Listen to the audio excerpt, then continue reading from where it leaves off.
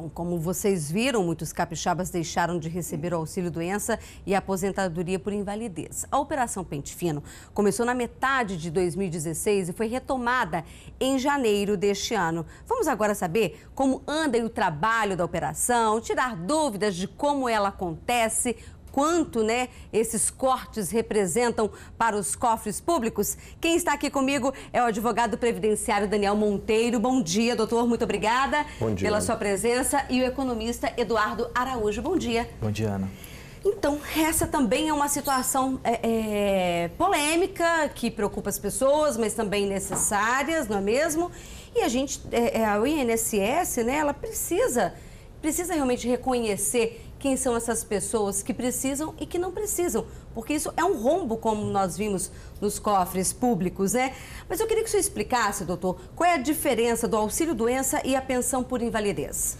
A diferença é que o auxílio-doença ele se refere a uma incapacidade temporária do segurado, quando ele ainda está suscetível de recuperação e, com o passar do tempo, uma expectativa, ele vai melhorar e poder voltar ao mercado de trabalho. Já a aposentadoria por invalidez significa uma incapacidade definitiva. Essa pessoa ela não tem mais condições de retornar àquela atividade ou todas as atividades no mercado de trabalho. Doutor Daniel, quem está sendo chamado para essa perícia? As pessoas que recebem o auxílio-doença e aposentadoria por invalidez e que não tiveram, nos últimos 2 anos, não foram convocados para a realização de uma nova perícia. E essas pessoas, elas que tenham menos de 60 anos de idade. Nós vimos que muitas pessoas já foram chamadas, mas outras também estão sendo convocadas. Como que chega esse aviso?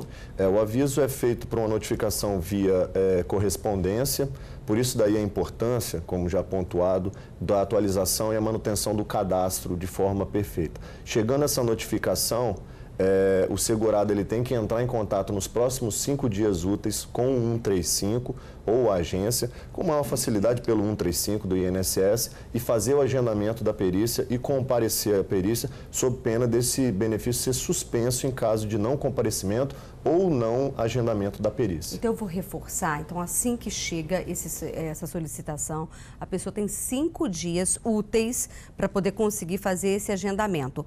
Uma dúvida é como fazer esse agendamento, então só pelo telefone. Existe até a possibilidade que seja feito pela internet, também pelo canal do site do INSS.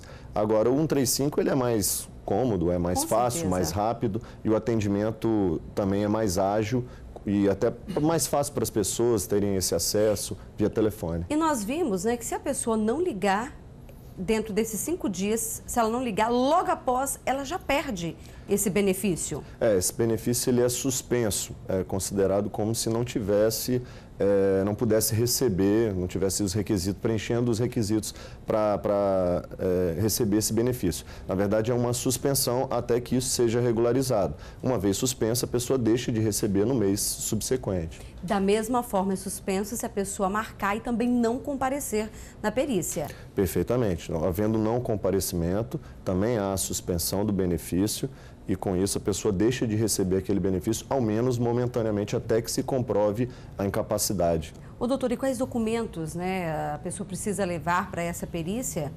Vamos ressaltar isso? Isso, documentos pessoais, até para se identificarem, e laudos médicos, exames, todo tipo de atestado, todos os documentos que comprovem que aquela pessoa permanece incapacitada para o trabalho. Essa operação, a princípio, ela tinha um prazo para esse ano de terminar em, no máximo, 8 meses? Isso permanece? Na verdade, existe uma validade da medida provisória. Caso isso seja transformado em lei, essa daí vai se tornar uma lei e vai ser utilizado sempre pelo INSS. Essa regra ela não era clara e não era delimitada objetivamente em relação à realização de perícias de tempos em tempos. Isso daí é uma questão que o INSS realmente falhava muito e não realizava essas perícias. Uma vez havendo essa regra, não vai haver necessidade desses novos pente finos, até porque o beneficiário, o segurado, ele já vai estar sendo submetido a essas perícias de tempo em tempo e assim identificada a manutenção da incapacidade ou a sua reabilitação. Eduardo Araújo, nós falamos são quase 10 milhões só aqui no Espírito Santo, não é mesmo? Exatamente. Com esses cancelamentos. Isso, 10 milhões para o cofre, para o cofre público. Qual a importância, né, dessa operação, a Operação Pente Fino, justamente nesse foco, nesse lado econômico, para o Estado, para o Brasil? Então, Ana, na verdade são 10 milhões aqui no estado do Espírito Santo, mas para o Brasil o governo estima que vai economizar algo em torno de 8 bilhões. Bilhões. Então, quando a gente fala de reforma da Previdência, o governo sempre apresenta contas de que existe um déficit na Previdência e esses números que são apresentados para o governo dão conta de que nós temos um déficit em torno de 150 bilhões de reais por exercício aí de 2016 e que para 2017 isso tende a aumentar para algo em torno de 180 bilhões de reais.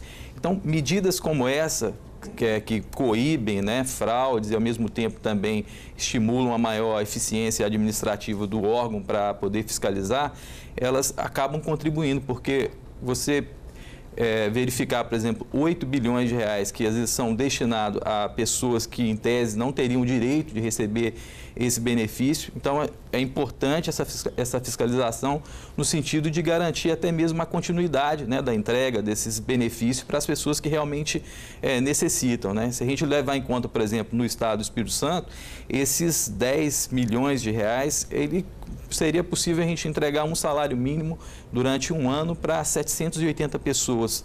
Então, a gente precisa, né, em tempos que se discute a questão de delações da Odebrecht, desvios de recursos públicos, a gente também precisa avaliar isso em todas as esferas. É natural que, nesse caso, também há falhas administrativas, no sentido de que o órgão também precisa fazer a sua fiscalização, né, Daniel?